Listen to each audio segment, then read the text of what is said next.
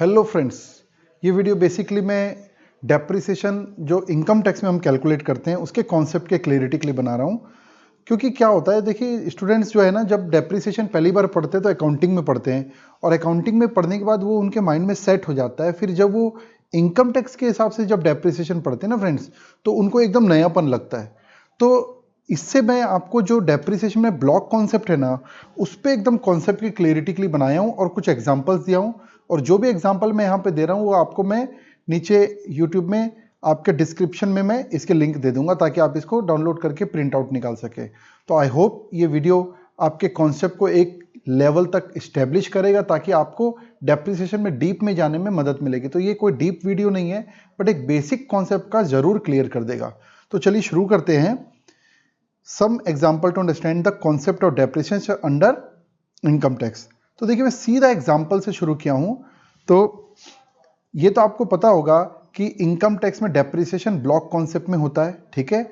और block concept का मतलब होता है कि एक ग्रुप वाली एसेट जिसमें सेम रेट ऑफ डेप्रिसिएशन होता है उनको एक ग्रुप में रखा जाता है और ग्रुप वाइज डेप्रिसिएशन देते हैं, जिसको बोलते हैं ब्लॉक। तो भाई यहाँ एक टेंटेटिव एग्जांपल लिया हूं, लाइक 15%। ये देखिए एग्जांपल 1 देखिए, it's a 15% block of plant and machinery, ये मैं लेके चल रहा हूं। अब इस ब्लॉक में ओपनिंग WDV एज ऑन 1/4/2019, मतलब मैं प्रीवियस ईयर 1920 के लिए वर्किंग आपको सिखा रहा हूं, that is assessment year 2021, okay. और इसमें 1/4/19 का मतलब क्या हुआ, ओपनिंग WDV है। अब मैं यहां पर देखिए आपको समझाने के लिए यहां पर ओपनिंग में कौन कौन सी मशीनरी लिखा हूं, जबकि ऐसा देखा नहीं जाता। तो मशीनरी देखिए यहां पर P है, Q है, R है, S है, ठीक है फ्रेंड्स। तो P Q R S ये सब मशीनरी है और ये 5 लाख रुपए इसका ओपनिंग WDV है। अब मैं जो इस ब्लॉक में रेलेवेंट ब्लॉक में जितनी भी एसेट में परचेस करूंगा वो सब इसी ब्लॉक में मैं ऐड करते जाऊंगा साल भर, पूरे प्रीवियस ईयर में।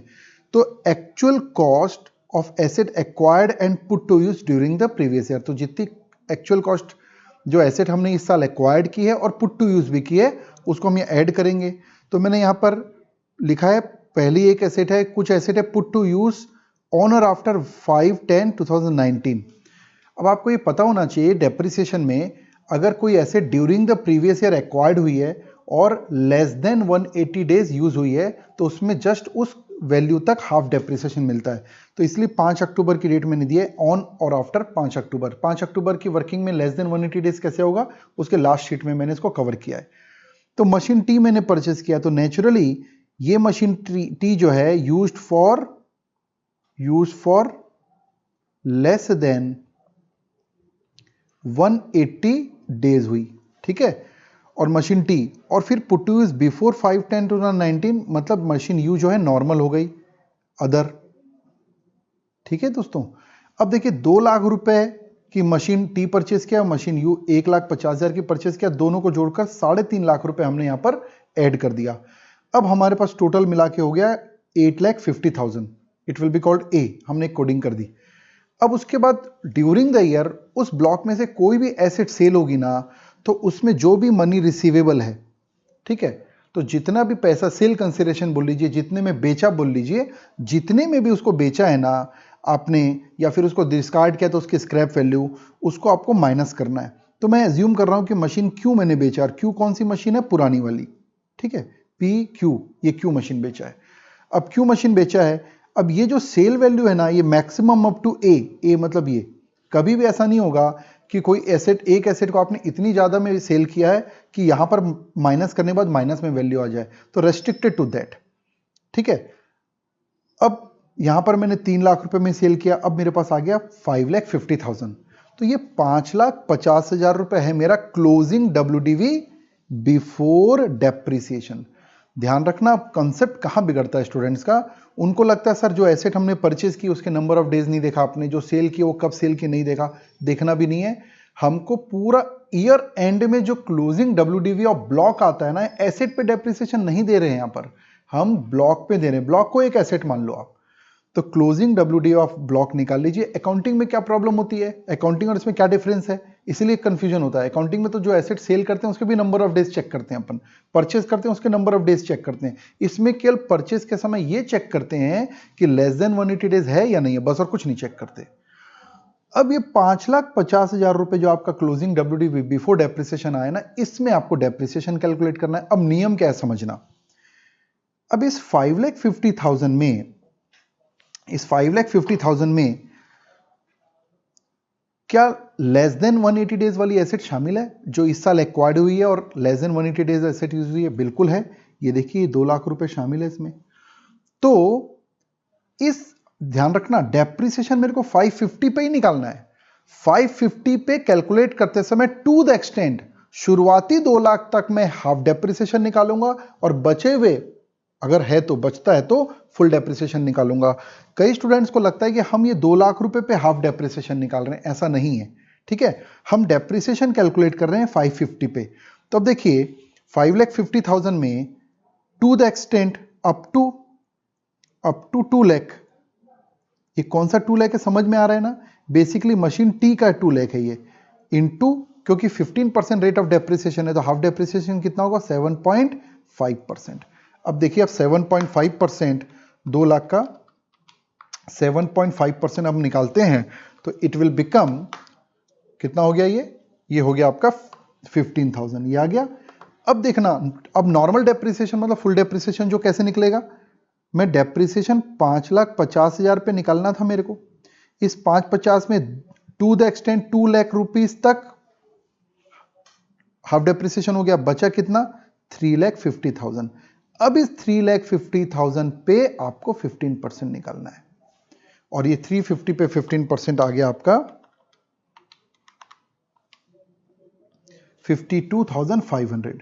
ठीक है, और यहां पर मैंने आपको फॉर्मेट में जरूर दे दिया है एडिशनल डेप्रिसिएशन, क्योंकि इनकम टैक्स में न्यू प्लांट एंड मशीनरी जो फैक्ट्री में यूज होती है उसमें एडिशनल डेप्रिसिएशन का भी कॉन्सेप्ट है। बट मैं अभी आपको ये समझा देता हूं, मैं यहां ये मान के चल रहा हूं कि यहां पर एडिशनल डेप्रिसिएशन नहीं मिल रहा है या फिर ये मैन्युफैक्चरिंग यूनिट नहीं है, जो भी है। अभी आप, क्योंकि एक एक करके हम सीखेंगे।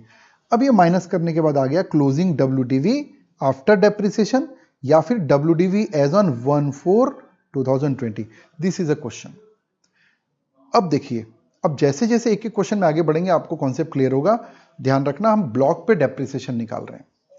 अब मैं आगे बढ़ता हूं थोड़ा सा और आगे कॉन्सेप्ट क्लियर करने के लिए एग्जांपल 2 पे। अब यहां पर भी देखिए सेम एग्जांपल लिया मैंने। PQRS का 5 लाख रुपए है आपके पास। टी एसेट मैंने 2 लाख रुपए में परचेस की है जो कि लेस देन 180 डेज वाली है। दिख रहा है आपको? मैं यहां लिख देता हूं, लेस देन 180 डेज। ठीक है, और 1,50,000 जो है मेरा यू एसेट है जो कि नॉर्मल है, नॉट लेस देन 180 डेज। फिर 850 मेरा आ गया इस तरीके से, 3.5 लाख रुपए जोड़ने के बाद 850 आ गया। अब मैं एक पुरानी मशीन जो क्यू है उसको मैंने इस बार बेचा है 7 लाख। अब यहाँ कॉन्सेप्ट देखिए क्या क्लियर होगा आपका, जो पिछले क्वेश्चन में हो सकता है थोड़ा कम क्लियर हुआ हो। जैसे 7 लाख में सेल करूंगा तो क्लोजिंग WDV कितना बचा मेरा? 1,50,000। अब फ्रेंड्स देखिए आप, अब मेरे को डेप्रिसिएशन तो 150 निकालना है, लेकिन मेरे पास ये जो लेस देन 180 डेज वाली एसेट है ना 2 लाख, इस लिमिट तक हाफ लेना है। तो मेरे पास लिमिट ही नहीं है, मेरे पास तो बचा ही 1,50,000 है। तो अब कुल मिलाकर 1,50,000 पे ही मैं डेप्रिसिएशन निकाल पाऊंगा और priority less than 180 days asset वाली दी जाएगी। तो इंटू 7.5%, मतलब 2 लाख रुपए जरूर उसकी वैल्यू है, लेकिन मेरे पास टोटल डेप्रिसिएशन निकालने के लिए क्लोजिंग WDV ब्लॉक ही 150 है, तो 150 से ऊपर मैं निकाल नहीं सकता। तो 150 पे सीधा डेप्रिसिएशन 7.5% रहेगा और ये 11,250। अब आप सोचिए 150 पे डेप्रिसिएशन निकाल लिए आपने, तो क्लोजिंग WDV का पूरा हिसाब हो गया। अब इसके बाद क्लोजिंग WDV में कोई वैल्यू बची ही नहीं तो हम डेप्रिसिएशन कैलकुलेट नहीं करेंगे। बस यहां से तकलीफ पाना स्टूडेंट शुरू करते हैं। क्यों? क्योंकि अब उनके दिमाग में एक चक्री शुरू होती है कि सर आपने तो यहां पर Q एसेट बेचा है, अभी देखिए सर यहां पर एसेट P बची है, R बची है, S बची है, नई एसेट हम यहां पर T बची है, U बची है, इस पे तो सर डेप्रिसिएशन कैलकुलेट ही नहीं हो रहा है। भैया फिर से सुन लो, एसेट पे डेप्रिसिएशन कैलकुलेट नहीं करते इनकम टैक्स में। इनकम टैक्स में ब्लॉक ऑफ एसेट पे ग्रुप बिहेवियर है यहां पर। ब्लॉक ऑफ एसेट पे, और ब्लॉक की वैल्यू कितनी है 1.5 लाख, आप 1.5 लाख पे ही डेप्रिसिएशन निकाल पाओगे। और उस 1.5 लाख रुपए पे, उस 1.5 लाख रुपए पे टू द एक्सटेंट 2 लाख, तो टू द एक्सटेंट 2 लाख, तो 2 लाख तक तो जा ही नहीं पाएंगे अपन, तो 1.5 ही बचा है हमारे पास, तो 1.5 लाख पे हाफ डेप्रिसिएशन और उसके बाद कुछ बचा ही नहीं, तो देखिए नॉर्मल फुल डेप्रिसिएशन यहां पर कुछ भी नहीं आया है। पॉइंट समझ में आ रहा है? तो ये पॉइंट हमको यहां पर क्लियर होना चाहिए। अब एडिशनल डेप्रिसिएशन यहां पर भी मैं पहले हम नॉर्मल सीख ले, फिर एडिशनल पे भी मैं कुछ बात करूंगा आपसे। अब ये आ गया मेरा क्लोजिंग डब्ल्यूडीवी। तो आप एग्जांपल 2 से ये सीख पाए कि भैया क्लोजिंग डब्ल्यूडीवी ऑफ ब्लॉक, बार बार मैं एसेट नहीं बोल रहा, ब्लॉक, और एसेट आपको इसलिए यहां लिख लिख के दे रहा हूं ताकि जो स्टूडेंट वहां फंसे रहते हैं ना एसेट में, उससे बाहर निकल जाए, अकाउंटिंग से बाहर निकलो आप। मैं अकाउंटिंग को गलत नहीं बोल रहा हूं, अकाउंटिंग अपनी जगह सही है, इनकम टैक्स अपनी जगह सही है, ठीक है। अब देखिए एग्जाम्पल 3 से अपन क्या सीखेंगे। एग्जाम्पल 3 में देखिए वही PQRS एसेट है, इसकी ओपनिंग डब्ल्यूडीवी 5 लाख है, फिर मैंने लेस देन 180 डेज वाली 2 लाख की एसेट खरीदी, 1.5 लाख की 3.5 जोड़ दिया, 850। अब देखिए मैं क्या कर रहा हूं, एक एसेट टी जो है, अब देखिए यहां पर एसेट कौन सी सेल कर रहा हूं मैं, ये जो खरीदे थे यही वाली एसेट टी, इस एसेट को मैंने 1.5 लाख में बेच दिया। अब मेरे पास क्लोजिंग डब्ल्यूडीवी आ गया 7 लाख। अब फ्रेंड्स देखिए 7 लाख पे डेप्रिसिएशन निकालना है आपको, ठीक है। अब ये क्लोजिंग डब्ल्यूडीवी ब्लॉक है, 7 लाख पे डेप्रिसिएशन निकालना है। नियम क्या सीखा अभी तक हमने नियम ये सीखा कि अगर लेस देन 180 डेज वाली एसेट रहेगी तो to the extent that actual cost half depreciation निकालेंगे। तो अब देखिए यहां पर 2 लाख रुपए लेस देन 180 डेज वाली एसेट है, मानता हूं मैं, लेकिन वो एसेट फिजिकली कहां बची? अब आपने वही वाली एसेट को सेल कर दिया, इसका मतलब फिजिकली वो एसेट नहीं है। अब हाफ डेप्रिसिएशन निकालने वाली एसेट ही नहीं है, तो हाफ डेप्रिसिएशन ही कैलकुलेट नहीं होगा, मतलब इस 7 लाख पे सीधा सीधा नॉर्मल डेप्रिसिएशन कैलकुलेट होगा। पॉइंट समझ में आ रहा है? तो हाफ क्यों नहीं निकाले? बिकॉज जो half because S asset T not physically present. Point समझ में आ रहा है? फिजिकली वो प्रेजेंट ही नहीं है। अब 7 लाख रुपए पे सीधा सीधा 15% आपको निकालना है, चेक कर लेना।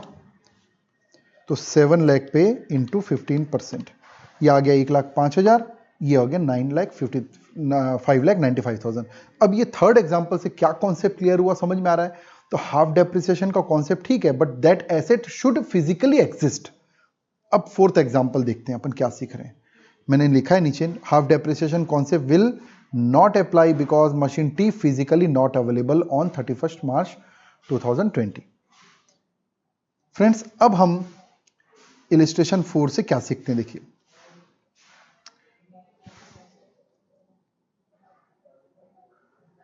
सेम एग्जांपल है, 5 लाख रुपए की ओपनिंग डब्ल्यूडीवी है, PQRS, फिर नई एसेट टी और यू खरीदा हमने। मैं सेम एग्जांपल इसलिए ले रहा हूं ताकि आप एक एक करके कॉन्सेप्ट में आगे बढ़ें। 2 लाख रुपीज आपकी लेस देन 180 डेज वाली है, और एसेट यू जो है वो नॉर्मल है, 3.5 जोड़ने के बाद 850 आ गया। देखिए अब मैंने क्या किया समझना, अब यहां क्या सिखाना चाह रहा हूं आपको। अब मैंने यहां पर एसेट सेल कर दिया, कौन सी? PQRSTU, ये देखिए PQRSTU, पूरी एसेट सेल कर दिया मैंने। और कितने में बेचा पूरे एसेट? 3 लाख में। तो देखिए मेरे पास क्लोजिंग डब्ल्यूडीवी ब्लॉक बच गया 5,50,000। अब यहां पर देखिए आपके पास क्लोजिंग डब्ल्यूडीवी ऑफ ब्लॉक तो है, क्लोजिंग डब्ल्यूडीवी ऑफ ब्लॉक तो है, लेकिन क्या फिजिकली कोई एसेट है? नहीं है भैया। तो जब फिजिकली कोई एसेट नहीं रहती ना, तो उस ब्लॉक की वैल्यू नील कन्वर्ट कर लेते हैं अपन, ठीक है। तो देखिए मैंने क्या लिखा है, ब्लॉक फिजिकली नॉट एग्जिस्टेंस, या इसको आउट ऑफ एग्जिस्टेंस बोलते हैं physically, hence WDV will be nil. तो 5,50,000 वैल्यू तो है, डब्ल्यूडीवी निकली है, but the block value will converted to the nil. इसका कॉन्सेप्ट मैंने नीचे लिखा है, समझ रहे बात को? नील हो गई तो मामला ही खत्म। अब ये नील हो गई तो डेप्रिसिएशन इस नील पे कैलकुलेट होगा, नील, तो आंसर आ गया नील। पॉइंट समझ रहे? अब कई स्टूडेंट को यहां डाउट होता है कि सर यहां पर क्या अब डेप्रिसिएशन कभी नहीं मिलेगा? देखिए इस साल तो नहीं मिल रहा है, अगले साल की ओपनिंग डब्ल्यूडीवी नहीं लाएगी, अब अगले साल हो सकता है आप नई एसेट परचेस करोगे, तब फिर वो गाड़ी चालू हो जाएगी, ठीक है। अब यहां से हमको एक कॉन्सेप्ट जरूर पढ़ना चाहिए कि डेप्रिसिएशन कब मिलता है। दो ही चीज है, ये देखिए वैल्यू क्लोजिंग WDV होनी चाहिए और फिजिकली एसेट होनी चाहिए। जब तक ये दो चीज नहीं रहेगी डेप्रिसिएशन नहीं मिलेगा, block will converted to the nil. तो मैंने नीचे लिखा है, देखिए concept, depreciation will be available only when two conditions are satisfied simultaneous, दोनों कंडीशन सेटिस्फाइड होनी चाहिए। पहला, there must be closing WDV मतलब वैल्यू होनी चाहिए, जैसा इस क्वेश्चन में WDV है 5,50,000 बची थी in the block, that is B in the above format. Above format में देखिए B दिख रहा है आपको, B in the above format, and मतलब दोनों कंडीशन पूरी होनी चाहिए। And second, there must be physical asset in the block at the end of the previous year. अब यहां देखिए एसेट पूरी की पूरी एसेट बिक गई, तो physically P Q R S T और दोनों नई एसेट भी बिक गई, U भी बिक गई, T भी बिक गई, तो यहां पर कोई भी फिजिकल एसेट नहीं बची, मतलब एक कंडीशन पूरी नहीं हुई। ठीक है, if above two condition not satisfied then block will become nil, block हो गया निल। समझ रहे हैं? तो अब ब्लॉक नील हो गया, तो यहां पर अब यहां तो डेप्रिसिएशन नहीं मिलेगा, अब मैं यहां से कनेक्ट कर रहा हूं आपको कैपिटल गेन में। तो जब ये सिचुएशन आती है, जब ब्लॉक नील हो जाता है, तो ये कैलकुलेशन चला जाता है कैपिटल गेन में, और वहां पर या तो शॉर्ट टर्म कैपिटल गेन होगा या फिर शॉर्ट टर्म कैपिटल लॉस होगा। अब इसको भी मैं यहां पर कनेक्ट कर देता हूं, कैपिटल गेन कैसे कैलकुलेट होगा। तो computation of capital gain on sale of depreciable asset, अगर आप लोग कैपिटल गेन चैप्टर नहीं पढ़े होंगे तो इसको रोक देना, बस इतना सीख लेना। और कैपिटल गेन चैप्टर पढ़ लिए होंगे तो मर्ज करके पढ़ना, विजन ही अलग हो जाएगा आपका। मर्ज करके क्वेश्चन भी आते हैं एग्जाम में, ठीक है, एज पर सेक्शन 50। अब कैपिटल गेन का फॉर्मेट क्या है, full value of consideration of asset transfer, जो एसेट आपने सेल की ना उसकी sale consideration, full value of consideration. तो हमने देखिए कितने में बेचा था, ये 3 लाख में बेचा था, दिख रहा है आपको, ये 3 लाख में। तो ये 3 लाख रुपए में हमने एसेट को बेचा था, तो ये 3 लाख रुपए सेल वैल्यू। फिर लिखा है एक्सपेंस ऑन ट्रांसफर, अगर उसको बेचने में कोई खर्च किए होंगे तो माइनस कर लो, तो मैंने तो यहां लिया नहीं, कोई एक्सपेंस नहीं है, तो 3 लाख रुपए मेरा है नेट सेल कंसिडरेशन। अब समझना माइनस क्या करना है, माइनस करना है कॉस्ट ऑफ एक्विजिशन, और डेप्रिशिएबल एसेट होने के कारण इसकी कॉस्ट ऑफ एक्विजिशन केवल एसेट की नहीं ली जाती, यहां भी ब्लॉक कॉन्सेप्ट है, opening WDV of block plus asset acquired. अब इसी क्वेश्चन से निकालते हैं अपन, देखिए इस ब्लॉक की ओपनिंग WDV कितनी थी, 5 लाख, और एसेट एक्वायर्ड कितनी, 3.5 लाख, मतलब टोटल कितना आ गया नीचे, टोटल आ गया 8,50,000, ये लेने बोल रहा है। अब यहां पर फिर से कंफ्यूजन शुरू होता है स्टूडेंट्स को, सर एसेट तो एक बेच रहे हैं, कॉस्ट पूरी माइनस कर रहे हो। भैया यही सिस्टम है, क्यों है, क्योंकि ब्लॉक कॉन्सेप्ट है। ठीक है, इसके लॉजिक को शांति से सोचोगे तो आपको समझ में आएगा। ठीक है, अभी मैं बहुत डिटेल में जाऊंगा ना तो थोड़ा कंफ्यूज हो जाएगा, अपन बेसिक सीख लेते हैं, फिर स्टेप वाइज भी आगे बढ़ सकते हैं। तो माइनस क्या कर रहे हैं, पूरी ब्लॉक की वैल्यू, ओपनिंग प्लस परचेस। ठीक है, ओके। अब ये 8.5 लाख रुपए यहां माइनस करने के बाद देखो ना आंसर क्या आ गया, माइनस में आ गया 5,50,000। तो ये है short term capital loss, minus में आ रहा है तो लॉस, प्लस में आएगा तो गेन। कंप्लीट। अब देखिए फ्रेंड्स, हम एग्जांपल 5 से क्या सीखने वाले हैं, मैं फटाफट कंप्लीट कर रहा हूं। आपको लगता है एनालाइज करना है तो वीडियो को रोककर आप एनालाइज कीजिए, फिर आगे बढ़िए। अब इस एग्जांपल 5 में चलते हैं। एग्जांपल 5 में देखिए मैंने सेम एग्जांपल लिया, PQRS के ओपनिंग WDV 5 लाख है, फिर less than 1 it is 2 lakh, 1.5 lakh, 3.5 lakh, 8.5 तक पहुंच गए। अब मैं क्या बेच रहा हूं, देखो एसेट PQR है ना, इसको मैंने 9 लाख में बेच दिया, हो सकता है एसेट PQR मैंने 9 लाख में बेच दिया। ठीक है, तो फ्रेंड्स देखिए अब यहां पर क्या मैंने सिचुएशन क्रिएट की है, मैंने यहां पर कुछ एसेट बेची, पूरी नहीं बेची है, कुछ एसेट बेची, लेकिन बेची कितने में, सेल कितने में हुआ है, 9 लाख।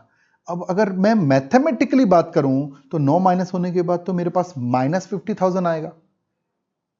लेकिन जब भी ये सिचुएशन आती है तो इसको हम माइनस नहीं लिखते, हम बोलते हैं block will become nil, nil हो गया।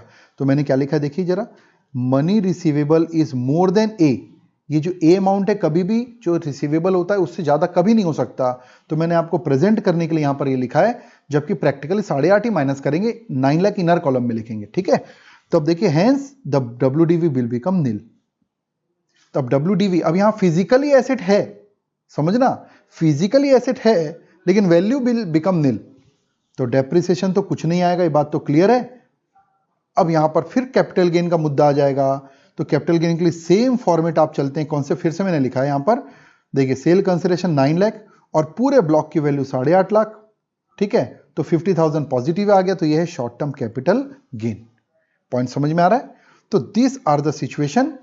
अब मैं यहां पर एक सिचुएशन 6 क्रिएट कर रहा हूं जिसमें सेम क्वेश्चन है, 5 लाख, 152, 350, 850। अब देखिए यहां पर मैं एसेट मशीन क्यू सेल कर रहा हूं, मशीन क्यू सेल कर रहा हूं। अच्छा, इसमें मैं नया क्या लाया हूं इस क्वेश्चन में देखना, मशीन यू जो आपने खरीदा है ना, it is eligible for additional depreciation. अब एडिशनल डेप्रिसिएशन भी समझाता हूं मैं, और यूनिक पॉइंट समझा रहा हूं। एडिशनल डेप्रिसिएशन नॉर्मली 20% निकालते हैं, इट्स ओके। अब इलिजिबल फॉर एडिशनल डेप्रिसिएशन है ये, तो यू एसेट एडिशनल डेप्रिसिएशन के लिए इलिजिबल है। क्लियर करना बहुत अच्छा पॉइंट है।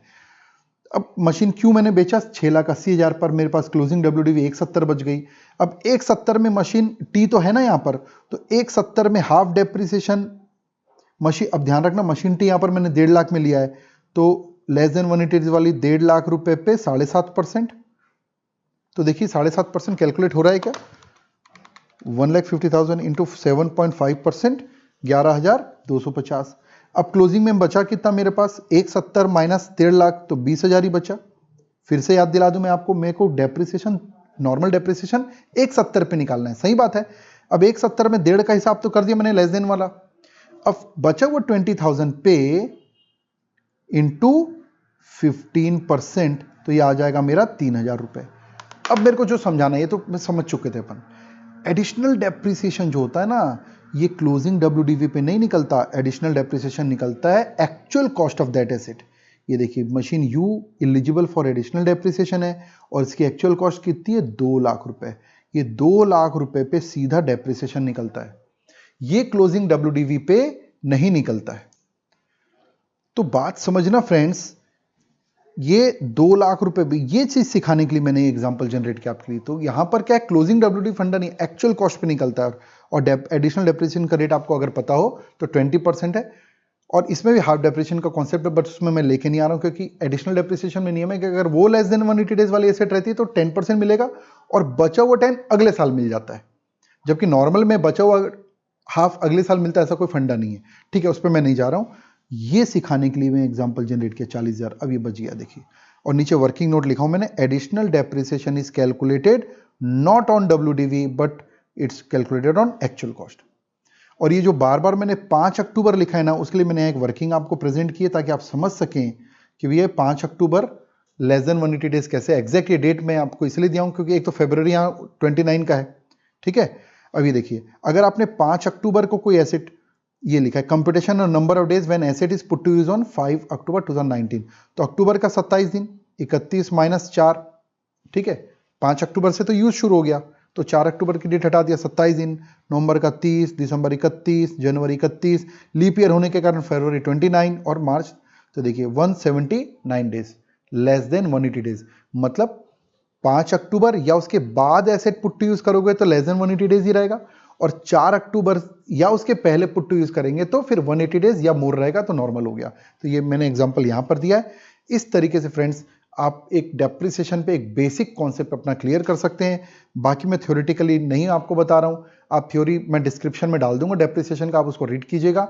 बट जो मैंने महसूस किया, जो स्टूडेंट फंसते हैं, उस चीज को मैंने एक बार बेसिक लेवल से उठाने की कोशिश की है। बाकी आप इसमें आप चेक कीजिएगा। ओके, आई होप आपको ये वीडियो जरूर पसंद आया होगा। अगर आपको ये वीडियो पसंद आया है तो इसको लाइक और सब्सक्राइब कीजिए चैनल को, और इस वीडियो को अपने फ्रेंड्स को जो CA स्टूडेंट्स हैं या जो टैक्सेशन पढ़ रहे हैं उनको ज़्यादा से ज़्यादा शेयर कीजिए, और उनको शेयर कीजिए ताकि उनको भी ये कॉन्सेप्ट क्लियर हो सके। Okay, thanks for patience listening friends.